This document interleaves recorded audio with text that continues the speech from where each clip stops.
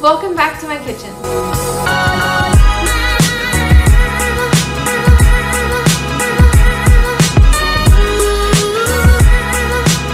A lot has changed. I am 29 weeks pregnant. We have a little boy on the way, and we're also in a new kitchen. This is it. Let's show you around.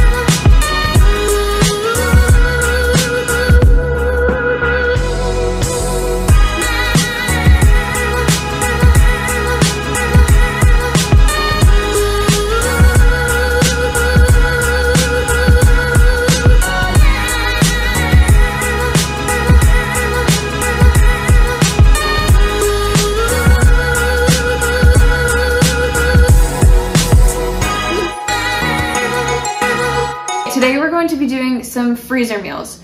I love cooking, but sometimes I don't want to cook every single night if I know we're going to be super busy. So I love to have freezer meals on hand. And so today we're going to do chili. We're also going to do chicken tikka with drums and thighs. We've got breakfast casseroles. I'm also going to cook up some ground beef and some sausage just to have on hand so that I can pull them out and make other meals easier. Lasagna, a penne pasta bake. I'm going to prep some zucchini muffins for breakfast, and then also BBQ Cheddar Burgers with pork. So that is our menu for today. Let's get cooking. Okay, real fast. Let's walk through a freezer meal checklist. So before I get started, I want to make sure that all of my meats are defrosted. So I've got all of these. They are finishing up defrosting right now.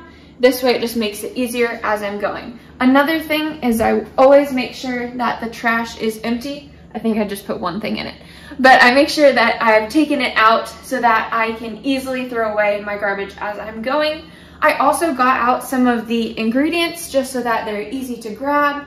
And I got out our bags that we will put some of the meals in, like the chili and the chicken tikka.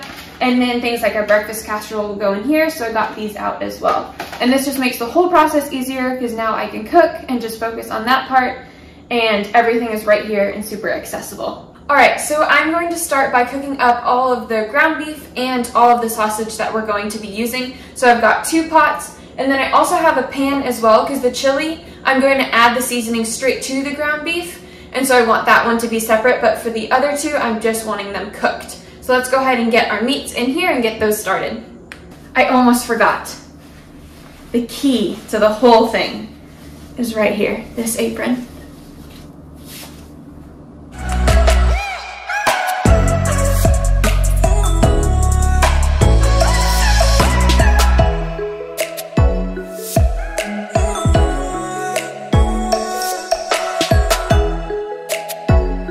When you're freezer milling, it's super important to have things working while you're working. So I unloaded all of these pork packages, and I ended up needing 2 pots because there was a lot. So I got this little one as well. So we're gonna get this started, and then I will do all of the beef into the other pot and pan. But this way something's cooking and working while I'm working as well.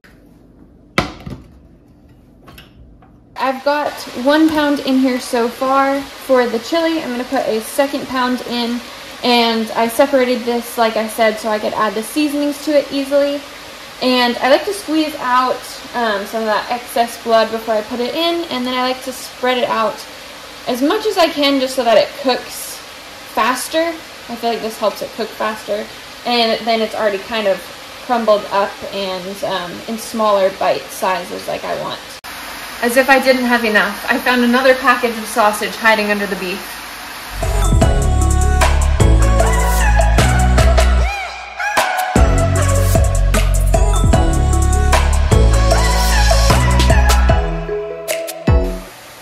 Here at Ashley's Kitchen, we only cook on red, on high. All right, a quick update. We have our meat for our burgers, so we're gonna go ahead and get started on those. Sausage is almost done cooking, and then we'll switch it out with the beef, and we can start seasoning that beef for the chili. The sausage is all set, so let's go ahead and switch it out with the beef before we get started on those burgers. Remember, we want things working for us. So I'm gonna scoot that back and get another one on, and I'll take care of that sausage in just a second. I just want to get these going. Let's actually switch these. All right, so now with the sausage, I always like to drain sausage because it has a lot of extra grease in it. So I'm gonna put it over here and then we'll grab the colander for it.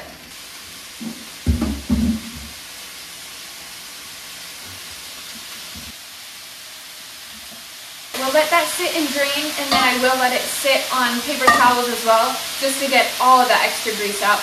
And if you can't tell, our beef is going, and I'm having to talk really loud because it's so loud. But let's come stir it up. It's already cooking up. And remember that this is the one for our chili, so we're gonna go ahead and season this afterwards. Let's stir it, and then we'll get back to those burgers. Also a huge shout out to my sous chef, Luke.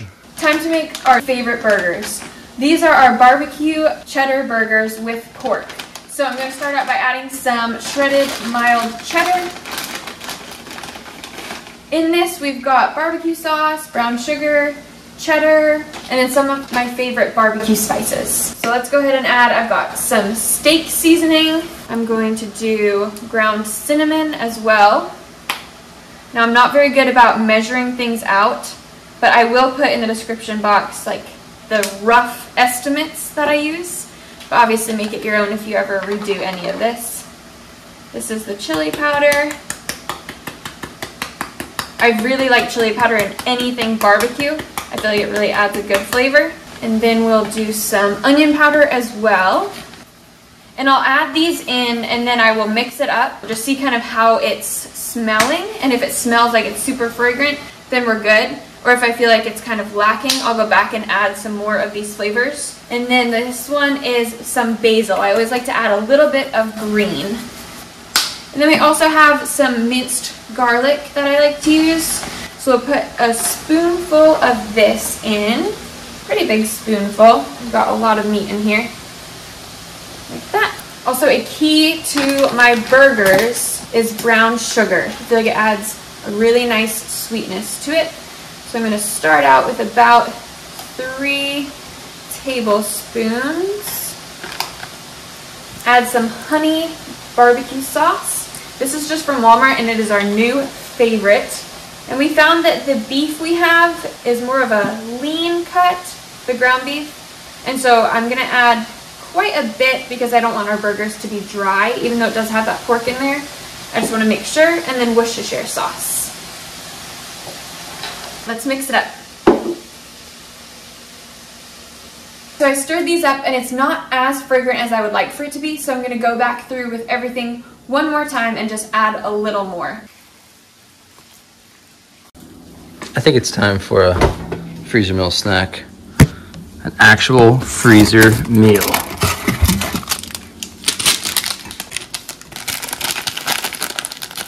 Snack time. Now we're going to form those burgers. So it's 2 pounds of ground beef and 2 pounds of pork. So we're going to do 2 sets of 8 burgers.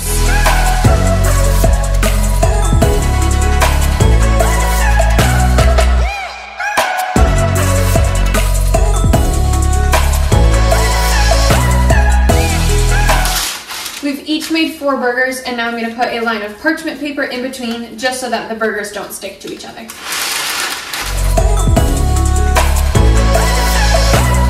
We just finished forming those burgers, and it turns out that we made bigger burgers than I thought we would. So we each have 7, so I ended up making 14 instead of the 16. But that's okay, because we'll just get to enjoy bigger burgers later. Now it's time to get our first meal in the freezer. So what I like to do is put on some aluminum foil, and then I will take a Sharpie and write what I've got inside. So these will be our barbecue cheddar burgers. Sometimes I will write how many just so that I know when I'm defrosting it, whether it's going to be something that we'll have leftovers from or if we could feed extra people. And then I will also make sure to write the date so that I know in the freezer how long things have been in there. And then I'll also wrap the outside with some plastic wrap just to help prevent any freezer burn.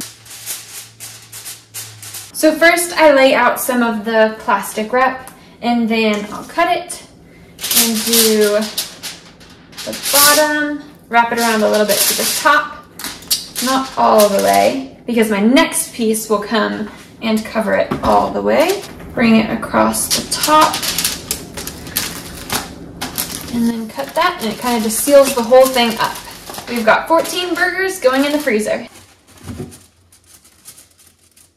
That sausage has been draining, and like I said earlier, I'm still going to put it on a paper towel just to make sure we get out all that grease. I have put paper towels here in this glass dish, and then I'm going to try my best not to spill all of this sausage and get it in here.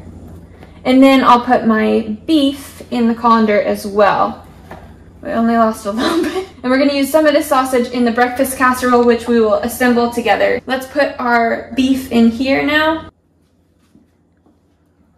And we'll let that sit in the sink and let it drain and cool off at the same time. And then let's get started on this beef over here for the chili. Let me wash my hands and we'll get back to that. This is the meat for the chili, and like I said earlier, this ground beef was super lean. There's actually no grease in the pan at all. So I am gonna add a little bit of oil because I wanna toast up our seasonings, which we're going to add. So this is actually my own chili recipe that I made. It's actually a Crockpot chili. So when I defrost it, I'll put it in the crock pot. But I like to toast up the spices first. So let me get a little bit of oil heated up. And when I cook this meat for the chili, I make sure that I get it nice and crispy because it adds kind of like a naturally salty flavor, which is super good in the chili without adding extra salt. So in here, we're gonna put chili powder, cumin, we will use oregano, cinnamon, parsley, minced garlic as well. And typically I have onions, however, we ran out of onions. So there won't be onions in it today, but I also like to dice up an onion and saute that as well. While I am waiting for the oil to heat up, I'm also going to add this spaghetti sauce here into this pan to heat it up, and we're gonna add to it. This is a spaghetti sauce that I made and froze just a few weeks ago, and so I'm going to use it for our pasta bake, but I'm gonna need a little bit more. So let's get it heated up so we can use this kind of as a base and add to it. Time to get spicy. Let's go ahead and start out with our chili powder. And I'm doubling this recipe, so I'm gonna double all our spices as well. And there's 2 pounds of ground beef in here. I'm going to do 4 tablespoons of chili powder. And this recipe I actually do have measured out and written out, which is a big deal for me. Like I said earlier, that's not usually the case. Let's get 2 tablespoons of cumin. 4 tablespoons of cinnamon. And like I said earlier, I always like to add a little bit of greens. So I've got parsley and oregano. I'm going to add 4 tablespoons of oregano and some parsley. I've got 2 tablespoons of parsley. All right, I'm also going to add a bit of pepper. Just dash that around. Let's get our garlic out as well. Heaping spoonful, and then a little extra. And then we'll stir this around until we can hear our spices kind of getting toasted. And this will really help to bring out the flavor and make our chili super yummy. You can see there's a little bit of steam coming off and it's starting to be super fragrant. So I'm gonna go ahead and turn this off, and then we'll let it cool and we will assemble our chili bags in a second. That's when we'll add our brown sugar. But for right now, let's go ahead and assemble our breakfast casseroles because that sausage is cooled now. In our breakfast casseroles, we're gonna start with crescent rolls. That is the base for it. So I think we will probably make 3 of them. So let's get 3 out. I'm also going to use the cheddar cheese again, and then I'm gonna grab the eggs and sour cream in just a second. We don't quite have enough dishes to make one entire freezer meal go around. So a quick dish wash intermission. We'll be right back after this commercial break.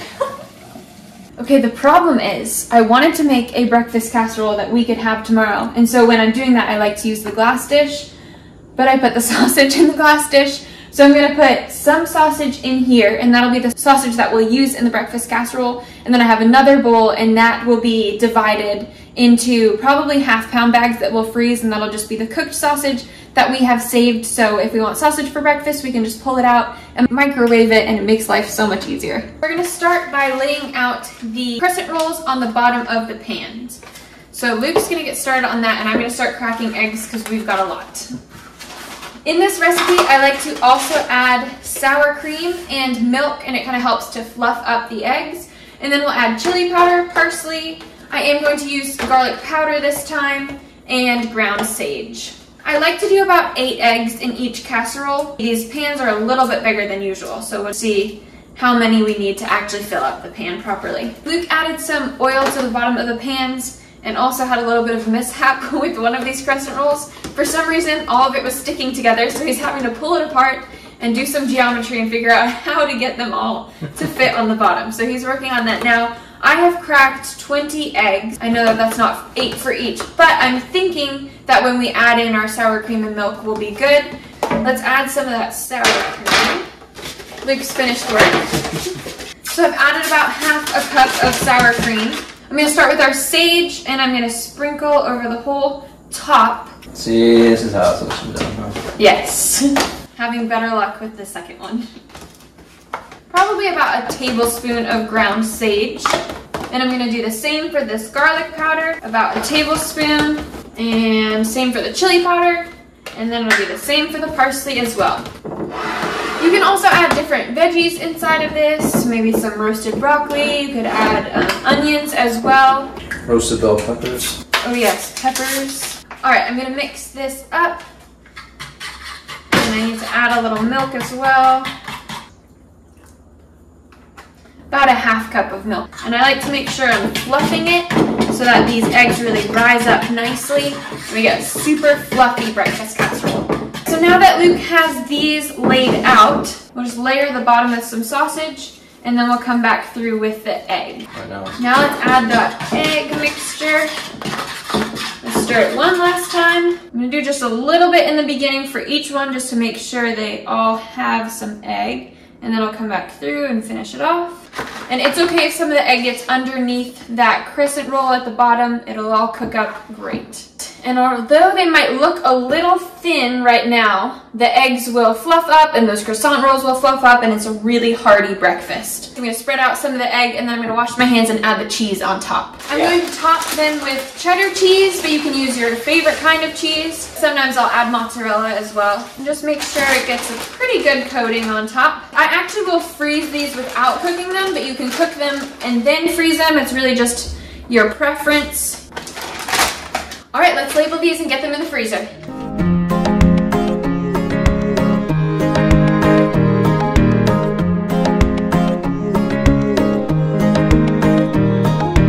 All right, 2 more things going in the freezer.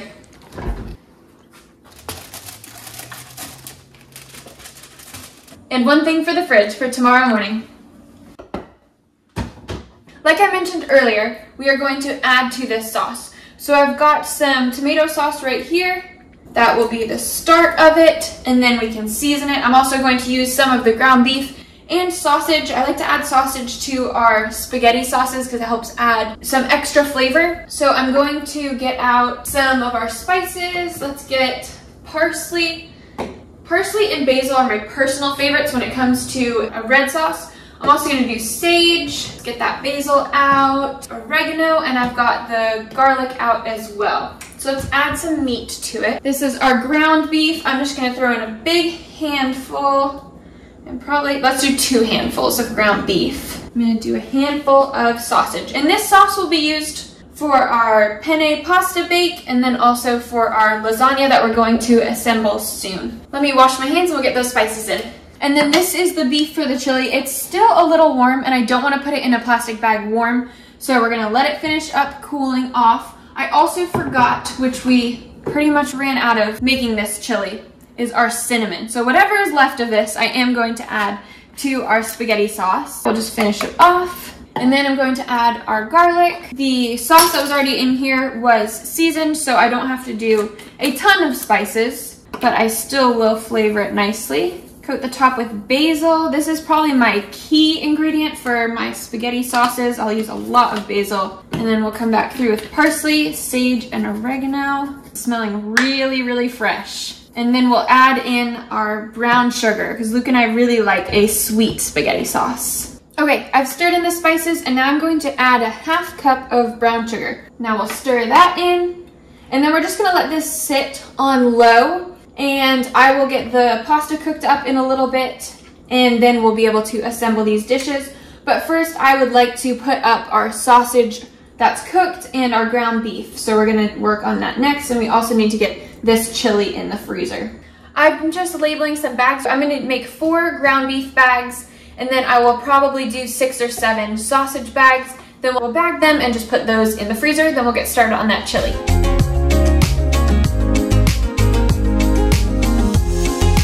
All right, I just finished bagging the sausage and ground beef, and what I'm gonna do is try and get as much air out as I can, and then I like to lay it flat.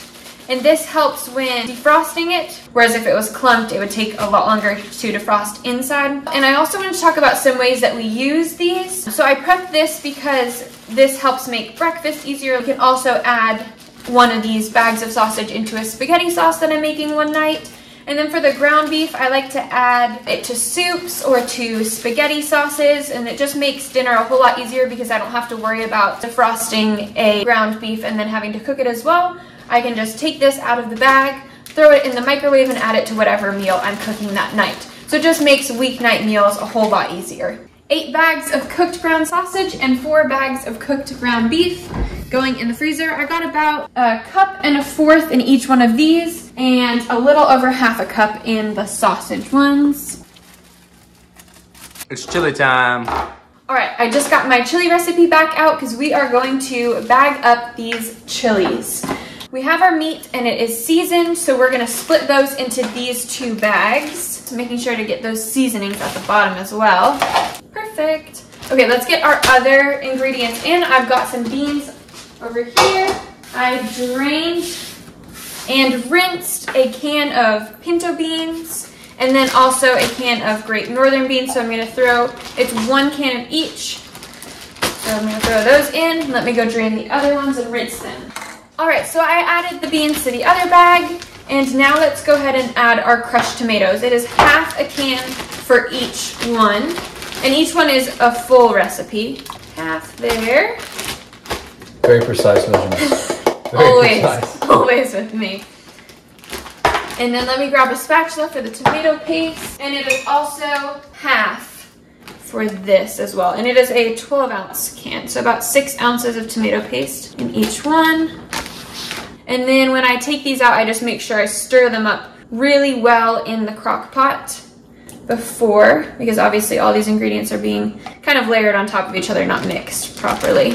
Next, we'll add our chicken broth, which is where things get a little tricky because we've got a plastic bag, but it's 3 cups of chicken broth or beef broth, whatever you have on hand, or if you have a flavor that you prefer, use that one. And then we'll also add brown sugar and corn. I'm more precise. Okay, next we're going to add 3/4 cup brown sugar to each one. And then lastly, we'll add a cup of corn, and we just use frozen corn. But we love corn in our chili. And sometimes I'll even add some sauteed carrots as well. I haven't been recently, but that is another addition that I do like in chili. And I'm just gonna use the rest of this bag, so I'm gonna do 1/2 in each. Again, super precise. And same thing for the chili, we'll wanna lay these flat in the freezer, so I actually put them on a baking sheet so that they lay out nice and flat and can defrost quicker. A mid-freezer meal freezer rearrangement. Running out of space. All right, so now let's get these chilies in, I almost said the crock pot, whoops, in the freezer. And when I do put them in the crock pot, so I'll set it out the day before and make sure it is all defrosted, and then I'll throw it in the crock pot, like I said, make sure it's stirred really well, and then I will cook it either on low for about 7 or 8 hours or high for 4 or 5 hours. This is super good if you air fry up some tortilla strips or put them in the oven or make some cornbread. We love having that as a side with our chili. On to lasagna and penne pasta bake. So I've got some water going now. I'm gonna wait for that to boil, and we're gonna cook up our penne pasta. And what's key when you're doing freezer meals is to not cook your pasta fully. If you cook it fully now, then when you throw it in the oven, it'll overcook since it's got that sauce, and it'll seep up the liquid in the sauce. So what you wanna do is cook it super al dente. I usually do about 1/2 of the recommended cooking time. And then when I pull it back out of the freezer, when it defrosts and cooks, it will cook in that sauce further. So let's get this boiling. I'll get our pasta out. And in the meantime, we have oven ready lasagna noodles, so we can go ahead and start assembling the lasagna while we wait on the penne pasta. So I actually ended up doing some dishes because, like Luke mentioned earlier, we don't have all of the dishes that we need to keep this day going. And I'm also a big proponent of cleaning up while you cook so you don't have a huge mess at the end. So in that time, we do have a boil going. Our pasta says to cook it for 10 to 12 minutes. I'm gonna cook it for 5 like we talked about earlier, not cooking it the whole time. Set our timer, and now we can assemble the lasagna while we wait. This is our cheese for our lasagna, and then we have our sauce that we made together earlier. So I'm gonna add a little bit of salt to our cheese, and then pepper as well. I like to season each layer of the lasagna to make sure there's maximum flavor in it. I put parsley in the cheese specifically, and I'll go back and add a little bit of white sugar as well. And then, like I said, these are oven ready noodles, so I'm actually just gonna place them straight in to about a tablespoon of white sugar. Just make sure there's good flavor in every bite of that lasagna. I also start with a little bit of water down in the pan. I have to grab that real fast with noodles like this just because I do want to make sure they have enough liquid. Okay, so I'm going to do a layer of noodles, and then I'm going to add some cheese.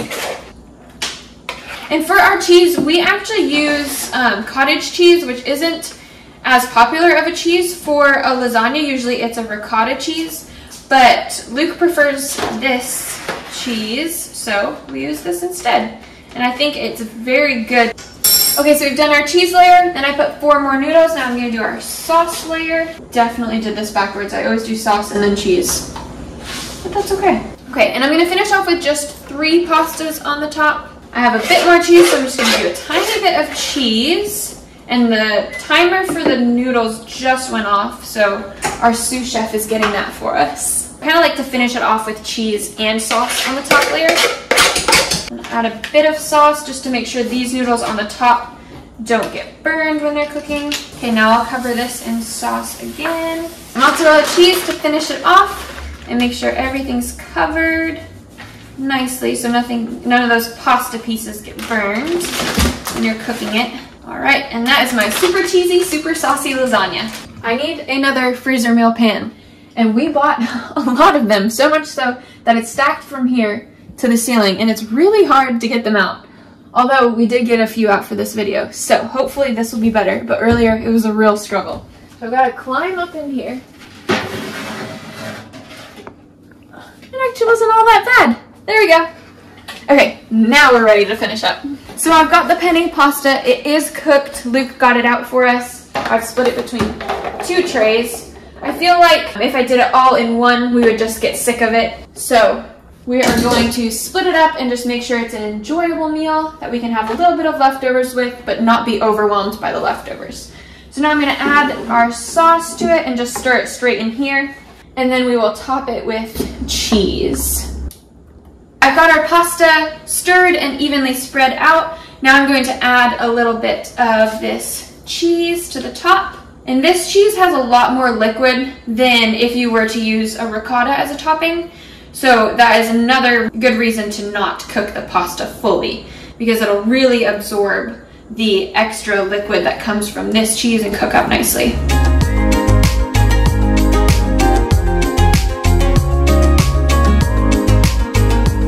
Okay, I've covered the top with a layer of the cottage cheese. So let me get these labeled and they will go in the freezer as well. 2 penne bakes into the freezer.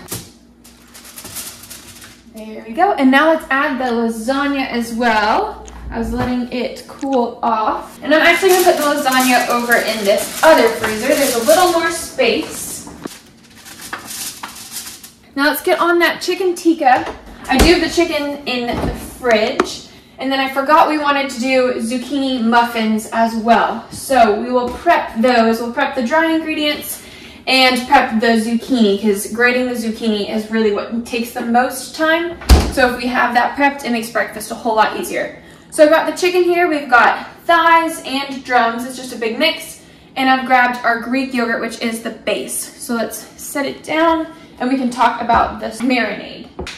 I added all of our Greek yogurt in here, and I'm going to add chicken masala. So I'm going to coat the top with that. Paprika, cumin, chili powder, curry. And this is already smelling amazing. And then I will mix this up. And we will add our chicken to this. So when you make this recipe, your yogurt should become kind of dark, like an orangey color. I'm going to smell. It smells super good. I'm actually gonna add a bit more of our spices just to make sure this is a super flavorful chicken. So my go-to in this meal is the chicken masala, so I'm just gonna add a bunch of that and then some more curry. So now I'm just gonna start adding the chicken in and coating it and seeing how far we get.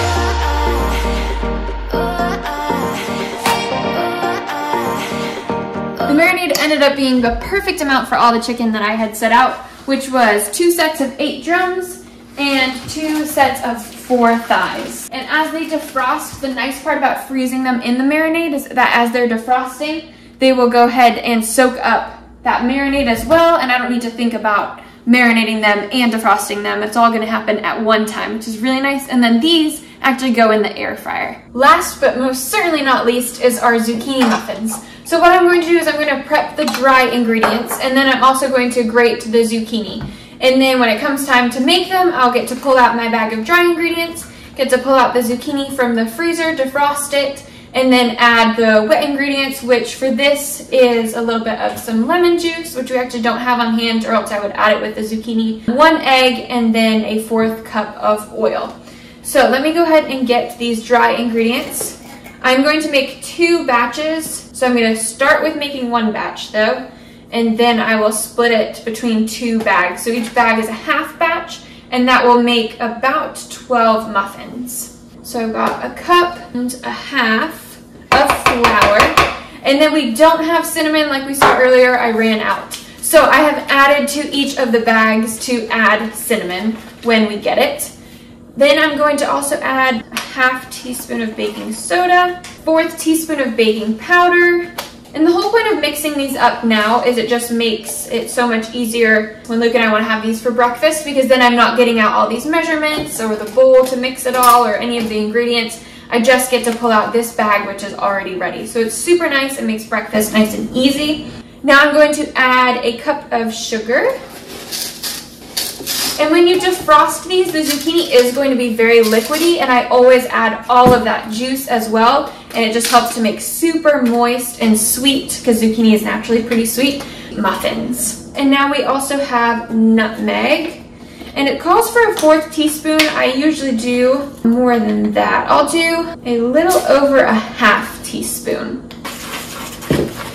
So this was 1 batch, like I said, so I'm going to split it between 2 bags. Now I'm going to do that one more time.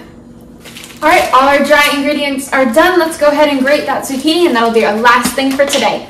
I'm going to cut the end bit off of the zucchini, and this I'm actually going to save. I have a bag going of extra veggie pieces, and I'm going to make my own vegetable broth. So I'll throw these in the freezer when I get the chance, and then when I get enough extra vegetable bits, I'll make the broth.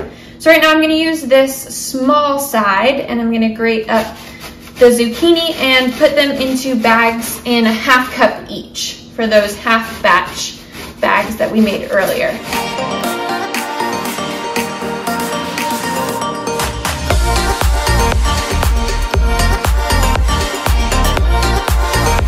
Zucchini is going in the freezer.